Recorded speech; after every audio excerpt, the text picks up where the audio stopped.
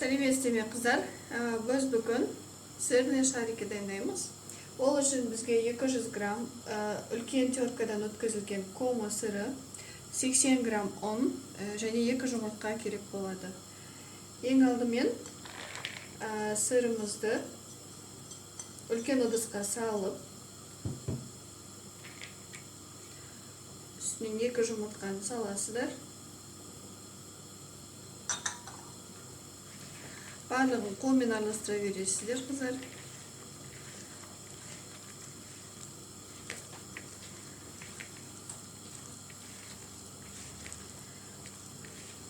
Енді осының үстінен 80 грамм ұнымызды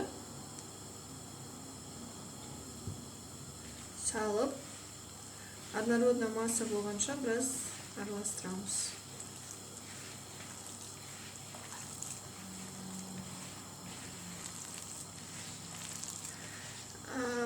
Егер жарты порция дайындайтын болсаңыздар, 100 грамм сыр емес, 200 грамм сыр емес, 100 грамм сыр аласыздар. 40 грамм ұнға және 1 жұмыртқаға дайындайсыздар. Мұнда менде 1 порция.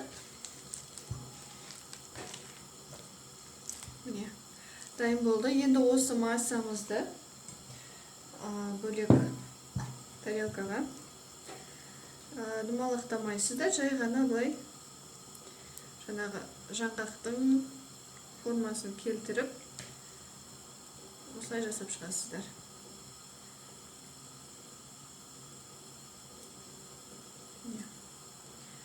Осылай.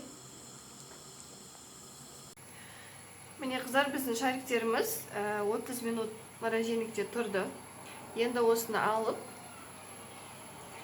былай ұнға аунатасыздар және осылай қолмен шарик жасайсыздар.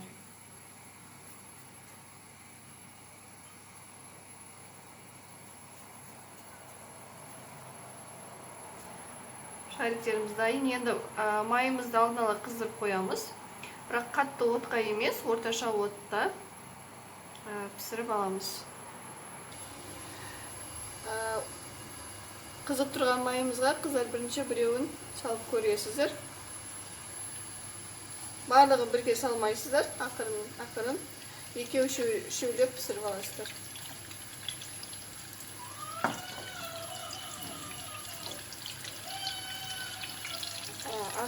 Оттың асты қатты болмау керек.